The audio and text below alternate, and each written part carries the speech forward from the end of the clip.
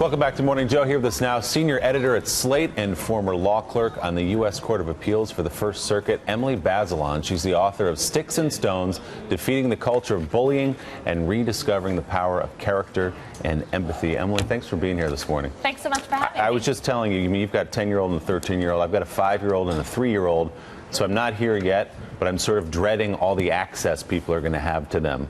It's things I can't control necessarily. Where do you begin in the book? How big is the problem? It's a real problem, and bullying has real serious consequences for kids, but it's also important to say we're not having an epidemic or a huge crisis. The rates of bullying haven't really risen over the years. It's more that we are paying more attention to it, which is good. Is the bullying worse now than it was? Is there a way to measure that? So it's different. I mean, kids used to get beaten up more than they do now, and that was bad for them. But now what happens is that because of all the access to the internet they have and they carry their phones around all the time, the bullying can feel like there's no respite, and it follows them everywhere they're going. So how do you get at that? The ease of bullying today, Facebook and tweeting, and you know, they get their cell phones with them in classes and stuff like that. Does that feed, I mean, obviously it makes it easier to bully, but how do you deal with it if you're a school administrator? So one thing is parents really need to step up and play a role, right? The schools have to help, but it can't just be on the schools because, as you were saying, these are devices and this access is happening all the time at home too. And so one thing that's important, especially when kids are getting their first phones and first venturing into social media, is to go with them and say, you know, in the beginning, I'm going to guide you here. I'm not going to just like throw you out the door and help that way. Isn't another part of the problem, or parents also need to educate their children about what to do if they see someone else getting bullied? I mean, in terms of just kind of not being a bystander, because you can really address the problem that way as well. Is that right? Yeah, that is a huge opportunity. Studies show that bullying takes place in front of an audience of kids almost all the time. But kids only intervene 20% of the time. And yet when they do, they're able to stop the bullying in half of those cases. So you can see there's this real opportunity for the kids who are bystanders to stop passively standing by and step up. And then the question is, what do they need? What about their environment helps them do that? Did you look at all? Oh, sorry. I'm really curious about this. You know, there's been this shift in kind of parenting trends and a lot of talk about helicopter parenting and parents who hover and all that stuff. Does that have anything to do with this, or maybe not? Because as you say, the actual numbers haven't changed over the years. I think that the helicopter parenting is the danger there is that people are going too far. You know, kids are you don't want to monitor them all the time. They need some room to grow, some sense of independence. And then the really tricky part, especially with social media, is figuring out what that means. If kids are on the computer and you can't see at all what they're doing, are they having a chance to grow, or are they getting into trouble? And how do you make the balance there? Emily, can I jump in? Yeah, in addition to being a parent, I'm married to a teacher, so I'm interested. You know, one of the fascinating things is not just how the victim feels. Obviously, that's terrible, and the whole response to it is very difficult.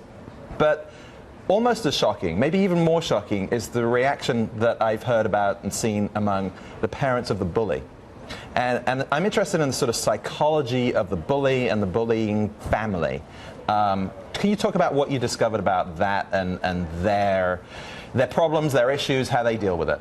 Well, it's certainly true that bullies, and in particular what are called bully victims, kids who are on both sides of the equation, and there is a significant group, those kids tend to have a lot of problems in terms of their psychological issues, the mental health problems they bring, and often their families are in some ways not functioning in the way they should. They don't necessarily have the right kind of parental supervision, and that can be a real challenge for parents on the other side of the equation, because one natural instinct if your kid is having trouble with another kid is to go to these other parents. But if you think those parents might be part of the problem, that isn't necessarily a good idea. There's been a lot of reporting in the media about Bullycide, calling it a phenomenon, kids bullied to death.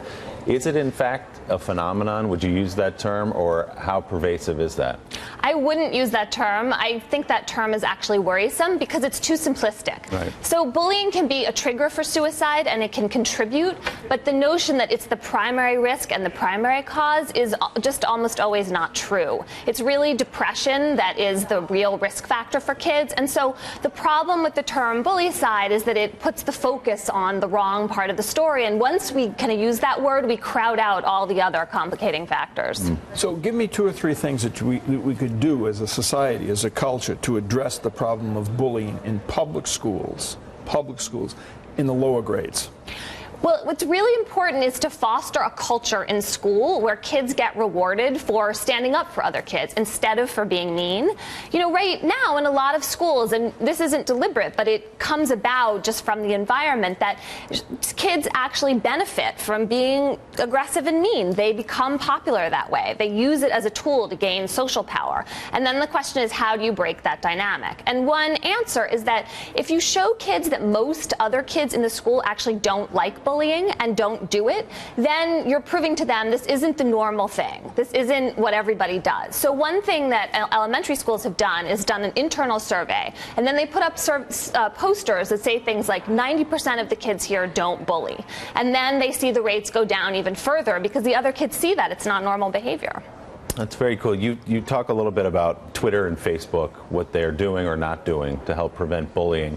I think Facebook would say they're doing more than you suggest they're doing. What can we reasonably expect a big company like that to do to monitor all these small interpersonal relationships among 1 billion users? What should we ask of those companies? Well, bullying and harassment are against the rules explicitly on Facebook, which is actually not the case on Twitter. And Facebook is working with some psychologists at Yale and Berkeley to improve the responses they give when kids complain, and to encourage kids more to turn to trusted people in their own lives to help them, which makes sense. What I criticize Facebook for is not doing enough to help schools directly, and also Facebook has a lot of influence with kids. One question I ask kids when I'm reporting is, would you rather be suspended from school or from Facebook? And a lot of kids pick school because they've invested tremendously in their Facebook profile. And so if you think of that as influence this company has and ways in which it could help structure these norms and persuade kids not to break the rules, that's pretty powerful. Well, how could they do that practically? Like, what would you like to see them do? Well, so when there are complaints that come in, and Facebook does this, when they see the complaints are valid, they will tell kids they broke the rules. And sometimes they'll punish them in a big or small way. They don't really kick kids off completely anymore because that's too easy to come and just start under another fake name. But what they do is they call it crippling the user experience temporarily. So they'll say, you can't set up a particular kind of group page for a month. And that is something kids really respond to. They don't reoffend. Any idea of the number of parents, the percentage of parents who have no idea how Facebook works? Oh, I hope it's not that high, because I think it's actually really important for parents to have some clue, right? If your kids are spending a lot of time on these sites, you should have some idea. And it's not that hard to figure out the basics of how it works. Yeah, Mike. Sorry. I figured it out. Good. It only took you how long? Congratulations. Emily, it's a really important book this day and age. It's called Sticks and Stones. Congratulations. Thanks for coming on and talk about it. Thanks so much. Coming up next, an Australian weatherman goes to extremes to file his forecast. This one does not end the way he'd hoped. We'll see what Bill Cairns has planned for us when Morning Joe comes right back.